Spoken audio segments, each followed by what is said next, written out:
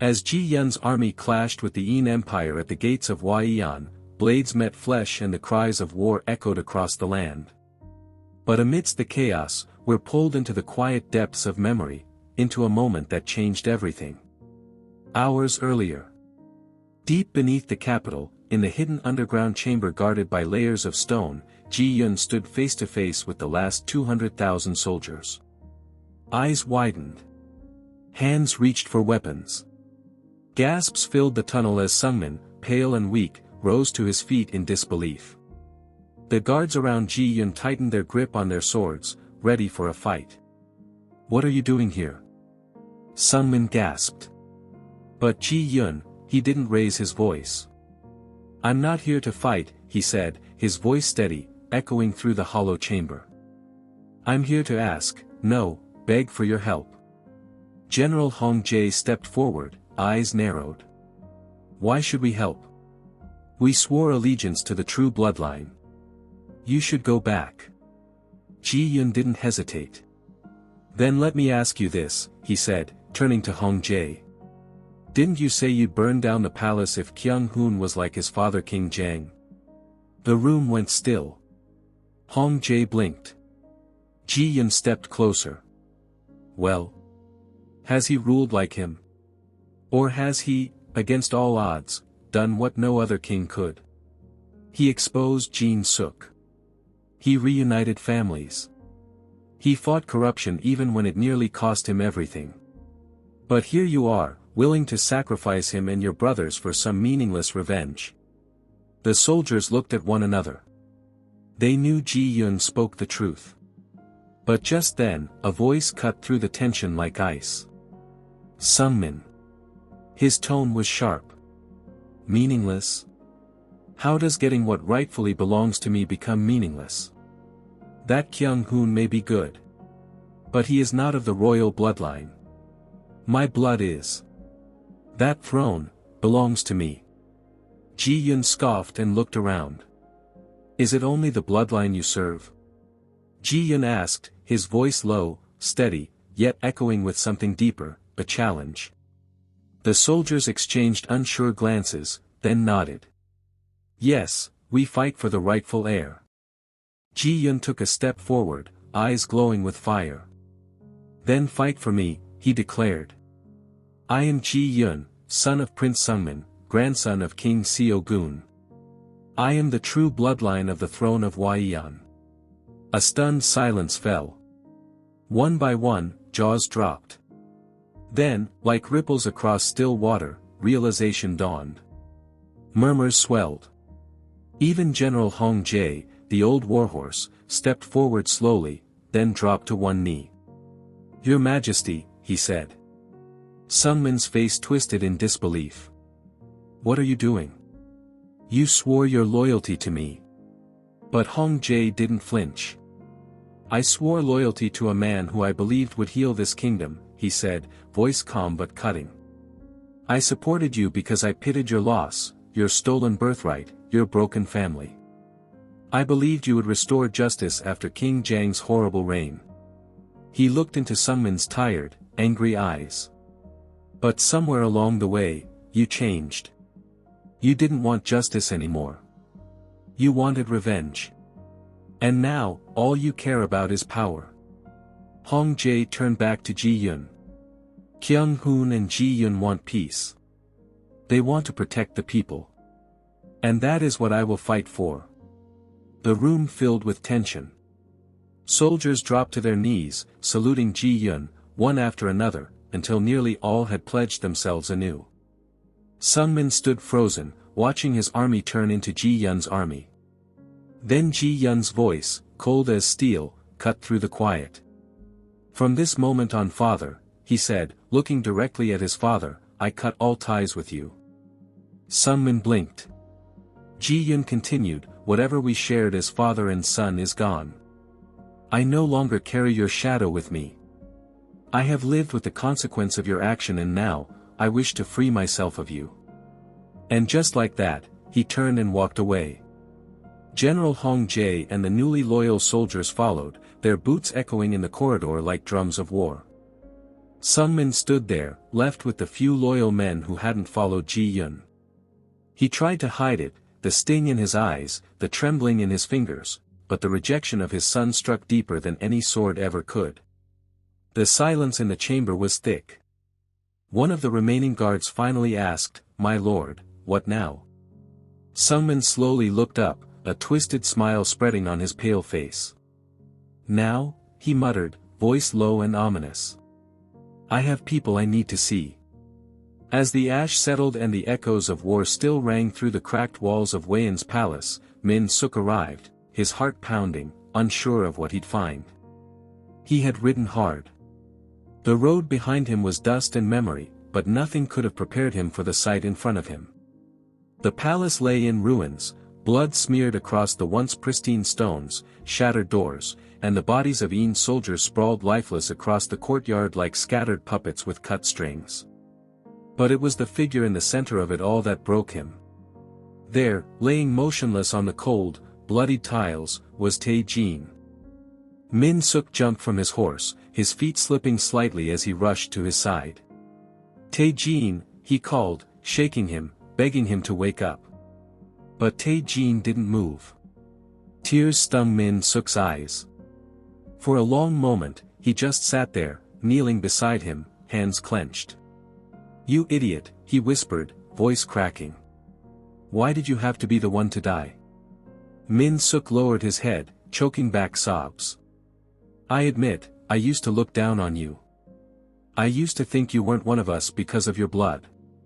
I never said it out loud, but I judged you.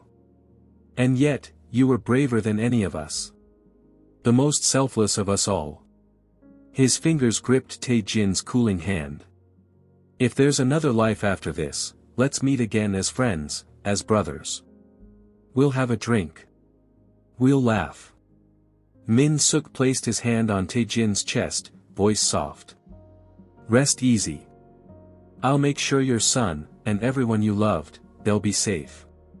Your legacy will live on." And with that, Min Sook stood. He wiped his eyes, swallowing down the pain and forcing himself to move. As he turned to leave, he ran into someone stumbling toward the courtyard, his younger brother, Jun-ho. "Jun-ho!"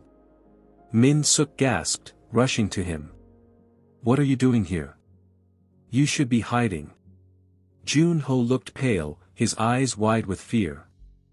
I came to find Ji Yun. I saw him leaving the palace, in armor, with soldiers. I knew he was going to the battlefield. He swallowed. I'm scared he will be hurt." Min Sook nodded, placing a hand on his brother's shoulder. "Ji Yun's stronger than he looks. Trust me." Then Min Sook asked, "What about father? Have you seen him?" Jun-ho shook his head. "No. Knowing him, he's probably keeping himself hidden somewhere." Min Sook sighed, "No time to worry about Dae-hyun now. We need to find Sun Hee and the baby." "The baby?" Jun-ho blinked in confusion. "It's a long story," Min Sook muttered. "Min Seo and Tae-jin have a baby but they're both dead." Jun-ho's eyes widened, the weight of it hitting him hard. But before he could process it fully, a soft, desperate sound caught their attention. A baby's cry. Both brothers froze. They followed the sound, through the shattered hallway, around the broken pillars, until they came to a narrow, hidden door tucked behind a collapsed statue. Min Sook pushed it open. Inside the small storage room, dimly lit by a flickering oil lamp, was Sun Hee, huddled against the wall, cradling the crying baby in her arms. The moment she saw them, she burst into tears. "Min Sook," she cried. "Thank the heavens. I didn't know what to do. Some men were chasing me. I hid here." She looked exhausted, her arms shaking. "The baby's been crying. He's hungry. I don't know what else to do." Min Sook knelt beside her, gently touching her arm. "It's going to be fine. You did good. You protected him." He turned to Jun-ho. "We can't stay here. The palace isn't safe anymore. Son, he nodded quickly. Where do we go? We'll use the back alley. It leads to the river path. We'll find shelter there. Cradling the baby close, Son, he followed as Jin Sook led them out of the hidden room. Junho stayed close behind, his heart heavy but determined. As the former King Jang and Queen staggered through the crumbling alleyways behind the palace, their breaths came in ragged gasps. The stench of smoke and blood lingered in the air. The distant clang of swords and the rumble of battle echoed faintly behind them, but for now, the alley was eerily quiet. "We're safe," King Jang whispered, clutching his wife's hand. But just as the words left his lips, a figure emerged from the shadows, flanked by armed men. King Jang froze. The queen instinctively stepped back, her eyes narrowing. "Who goes there?" Jang asked. The man stepped into the flickering light, and to Jang's surprise, he looked oddly familiar. His eyes, cold and sharp. His stance, regal yet vengeful. "Ah, Lord Sunman," Jang said with hesitant relief, a small smile forming. "Thank goodness it's you. We need refuge. I hope you won't turn us away since we're in-laws. We plan to leave for the cold palace the next morning." But Sunman didn't smile back. Instead, his expression remained stony, his eyes burning with a fury that made the queen inch closer to her husband. "I don't help murderers," Sunman said, voice low and bitter. The king blinked, confused. "Excuse me?" Sunman took another step forward. "Do you really not recognize me?" he asked. King Jang stared at him, puzzled. "You've always looked familiar but..." And then Sunman smiled, but it wasn't a kind smile. It was the smile of a man who had waited decades for this moment. "I am Prince Sunman, son of King Seo-gun. The boy whose family you burned over 20 years ago." The queen gasped. King Jang's eyes widened in horror. "No, that can't be." "Oh, it can," Sunman said, stepping closer. "You thought you erased my bloodline. You torched the palace, slaughtered my family. But I survived. Thanks to Dae-hyun. He saved me that night and helped me until I was strong enough to return." The queen staggered backward, clutching her chest. You were alive all this time?" Sunman nodded slowly. "Planning. Waiting. Watching as you sat on my father's throne." "And Ji-yun," the queen whispered. "Yes," Sunman replied. "The heir to Seo-gun's bloodline. He is my son, not a woman as you all believed. I sent him to infiltrate your palace, to destroy your family from within, but he betrayed me." His jaw tightened. "He fell in love with your son. And now, he has chosen to stay with him." King Jang looked at his wife, noting that she didn't seem surprised.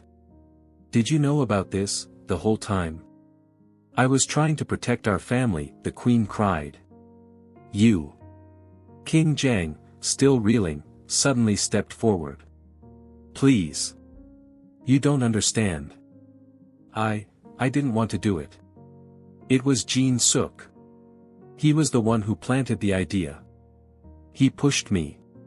He made use of my desperation to escape poverty. It was never supposed to go that far." "Don't lie to me," Sunman snapped. "You signed the order. You lit the match. But I regretted it. I have spent every waking hour regretting it," the king begged. "Please, Prince Sunman. I lost everything too." Sunman's face twitched.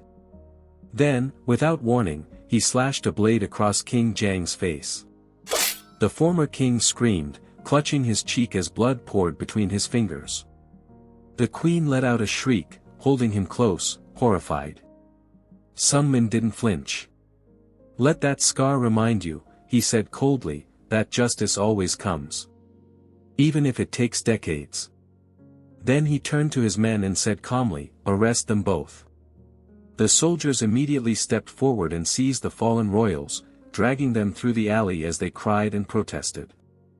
Meanwhile, deep in the cold, desolate prison beneath the palace, Jin Sook sat alone, restless, pacing, eyes darting at every creak and whisper of the walls. He hadn't seen a guard in hours. Not even a rat scurried by. The last thing he heard was an explosion, then screams. And then, nothing. Just silence. He grinned to himself, teeth yellow in the dim light. Could it be, he whispered. Have the Een finally taken over? Just then, footsteps echoed through the corridor. Jin Sook's grin widened. Ah, at last, he muttered. They've come for me. But when the figure stepped into view, the smile vanished from his lips. It wasn't a Een general. It was Sunman. His presence heavy like Judgment Day itself. Jin Sook's face twisted. What are you doing here? Sunman didn't smile. I'm here, he said, voice calm but cold, for revenge. Jin Sook blinked. Revenge? You thought the kingdom would fall, Sunman continued, but it won't. You thought your plans would flourish. But they'll rot, just like your soul. Jin Sook narrowed his eyes. You're Ji Yun's father, but who are you really? You're not just some merchant with a grudge. You make my skin crawl. Sunman paused, then, finally, gave him the truth. I am Prince Sunman, son of King Seo-gun, the man you helped assassinate. The man whose palace you burned. The man whose legacy you tried to erase from history. Jin Sook's eyes widened in disbelief. No, that's not possible. Oh, it's very possible, Sunman replied, voice like a blade. You're the rot that has poisoned this kingdom for years, trafficking innocents, manipulating rulers, whispering betrayal into weak ears like King Jang. All for your ambition. Sunman leaned closer, face to face with the man who'd cost him everything. But your karma has arrived, Jin Sook. And I won't let you escape it. Jin Sook snarled. You think this little act of yours can stop the Een Empire? You think Hwaiyan can win? Jin Sook began to laugh, manic and loud, but there was fear in his eyes. His laughter turned into rambling, a madman refusing to believe that the web he wove for years was unraveling. Sunman didn't say another word. He simply turned around, and walked out, the iron door slamming shut behind him. The rattling echo bounced off the stone walls, and Jin Sook was left alone again. This time, truly alone. Sunman climbed the stairwell, his legs heavy, not from exhaustion, but from the weight of everything he had done. He walked through the ruined palace corridors, past broken vases and blood-stained tiles, until he reached it. The throne room. Empty. Quiet. Bathed in the soft, golden light of the evening sun piercing through shattered windows. He stood before the throne and stared at it.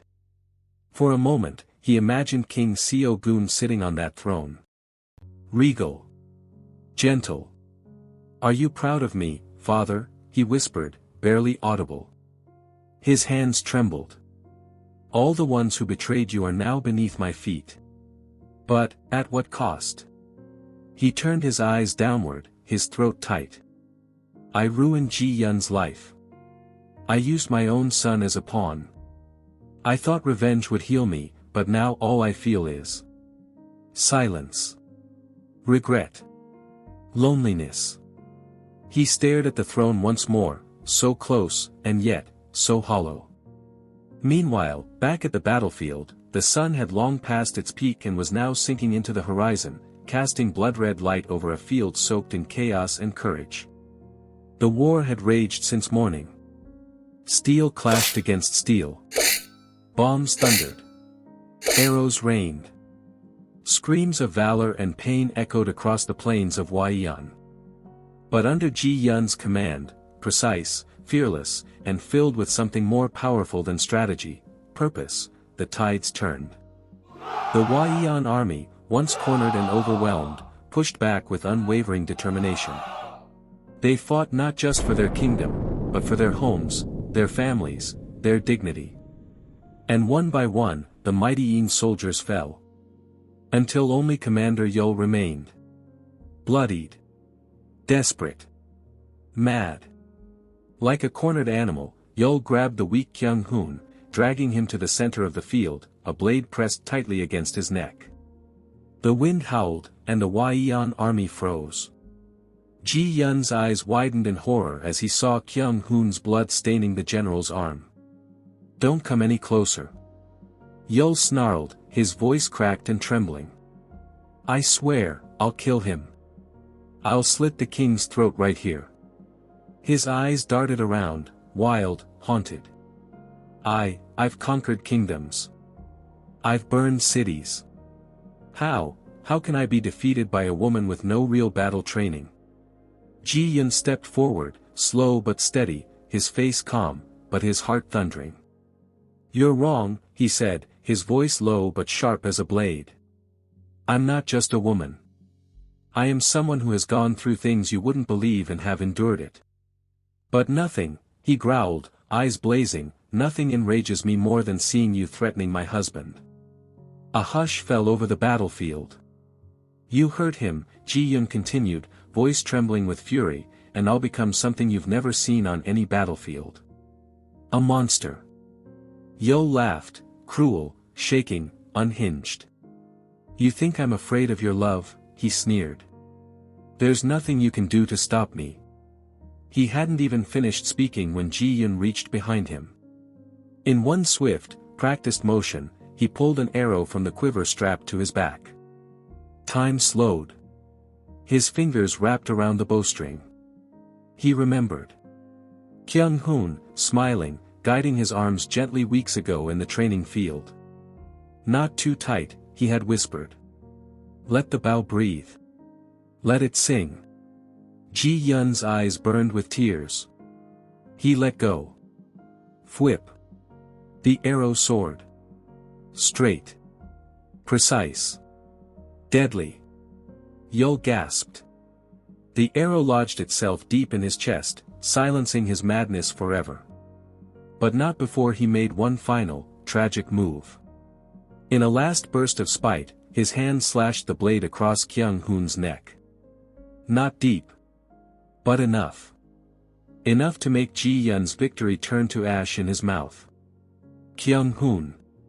The scream tore from Ji-yun as he dropped his bow and sprinted across the blood-soaked field, pushing aside stunned soldiers and fallen bodies. Kyung-hoon's form collapsed. Ji-yun caught him just in time, his arms trembling as he cradled the man he loved, his face pale, eyes fluttering shut. "No, no, no, no, please." Ji-yun cried, his voice breaking. "Don't leave me." Blood seeped through Kyung-hoon's armor, staining Ji-yun's fingers.